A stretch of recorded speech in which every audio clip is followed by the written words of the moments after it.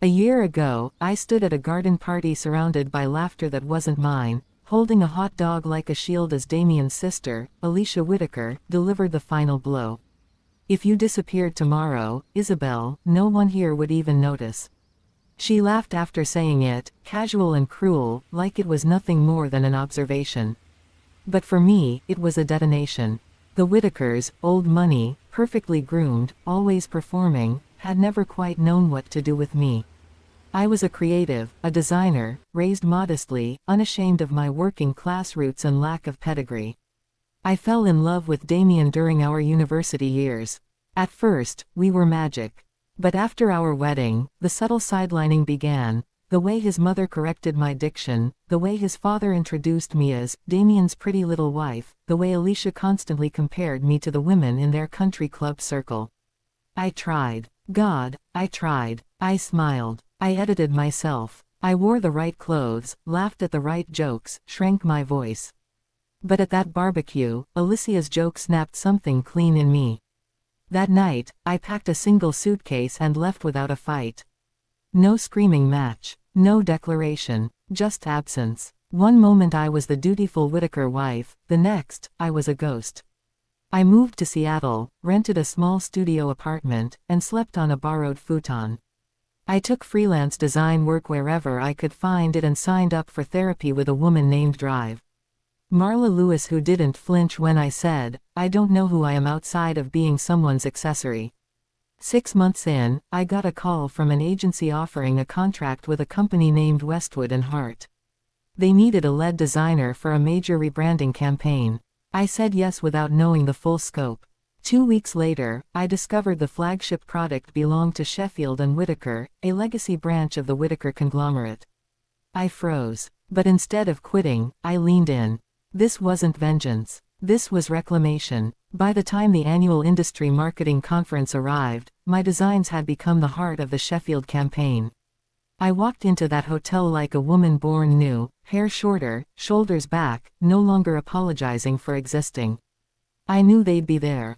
The Whitakers. And they were. Alicia, Damien, their mother Evelyn, and their father Richard, all clustered at a table like a royal court assessing a former exile. The tension was velvet-draped steel. I didn't avoid them, but I didn't seek them out either. I was too busy running rehearsals for my keynote, finalizing slide decks, and briefing the media team. When Damien saw me for the first time, he just stared. Then he blinked and said, "You look different." I smiled. "I am." Later, after my presentation received a standing ovation, he found me outside the ballroom, quiet and sincere. "I know I was blind to how hard it was for you. Alicia's joke, none of us realized you'd take it seriously." "It wasn't just the joke, Damien," I said gently. "It was the truth behind it. You all lived like I was a decorative vase, nice to have around, easily replaced if broken." His face broke, genuinely pained. "Is there any chance for us?" "Not right away, but, eventually." I studied him. This man I once adored, whose approval I used to crave. I felt affection, even compassion. But the tether had been severed. "We both needed to become different people," I replied. "And I like who I'm becoming now." We hugged. Not passionately, but with the bittersweet grace of closure. But Alicia wasn't done. I was gathering my portfolio from the conference room when she cornered me. "Did you take this job knowing it would lead back to us?" "No," I said honestly. "I didn't know the connection until after the contract was signed. And even then, I stayed because I'm damn good at what I do." She stared, trying to find deception. "And you didn't think to recuse yourself?" "Why would I? Your family being adjacent to my work is incidental. I didn't come back for you. I came back for me." Her voice hardened. "I don't believe in coincidences that convenient. What would the alternative be? That I faked a whole new career and orchestrated this campaign just to end up here again? Alicia, believe it or not, you don't occupy that much space in my thoughts." That landed. Her lip twitched. "When I made that joke, I didn't think you'd actually leave." "But you meant it," I replied evenly. "You all communicated for years that I was forgettable. I just finally believed you enough to go find where I wasn't." She looked shaken. "Damien hasn't been the same since you left. He's finding his way. just like I did. As she turned to go, she hesitated. Your work. It was good. I'd have said so even if you were a stranger. Coming from Alicia, that was a seismic shift. I didn't gloat. I just nodded. Thank you. That night, the closing dinner went smoothly. The Whitakers and the Westwood team sat at separate tables. When someone introduced me to Richard Whitaker, he acknowledged my success with cool, professional courtesy.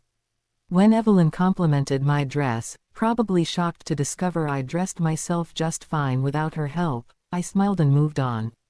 Alicia's presentation even featured one of my designs with full attribution. Progress, in their language.